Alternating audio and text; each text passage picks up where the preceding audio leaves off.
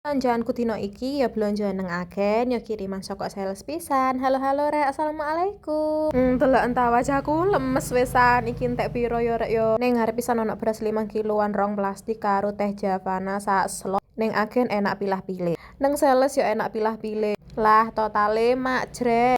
Awalnya seneng nang dompet, wah iki duwe akeh. Sak marine barange kumpul langsung bablas ilang duwite. Tapi ya alhamdulillah dadine ya kaya ngene iki rek, dadi barang-barang. Seneng pisan sih lek wis barang-barange teko, tapi yo ngono iku. Males sing kabeh notoi.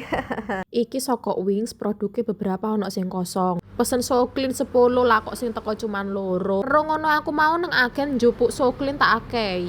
Masih ya kesel kaya ngene noto-noto tapi seneng rek rasane. Barang-barang nang warungku wis mulai akeh. Jane lek duwe modal sing gede ngono rasane kepengin tak belanjakno kabeh. Apa maneh wis lek ono sales sing teko, rasane pengin pilih-pilih sembarang. Tapi lek saiki durung iso yo. Biasane aku lek wis pilih-pilih barangku akhirnya takon nang wonge, "Mas iki enteke kira-kira piro?" Dadi sebelum barangnya teko iku aku wis ngumpulno dhuwit dhisik rek. Dadi semisal barang orderanku wis teko, iku aku iso mbayar. Lah produk saka Wing iki tekone setiap hari Selasa. Lah kok yo kebarengan pas aku mari belanja saka agen. Tapi alhamdulillah untunge duwite ono rek. Munggo mau tak belanjakno kabeh nang agen.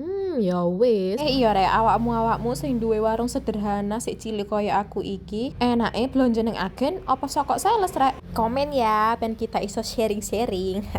Aduh, noto-noto cuman koyo ngene rek, rasane geger wis koyo kabeh foto. Tapi ya jenenge bakulan sembako ya piye maneh isine noto-noto, ngangkat-ngangkat barang. Ben dino ya wis koyo ngono ae. Dinikmati ae ya rek yo.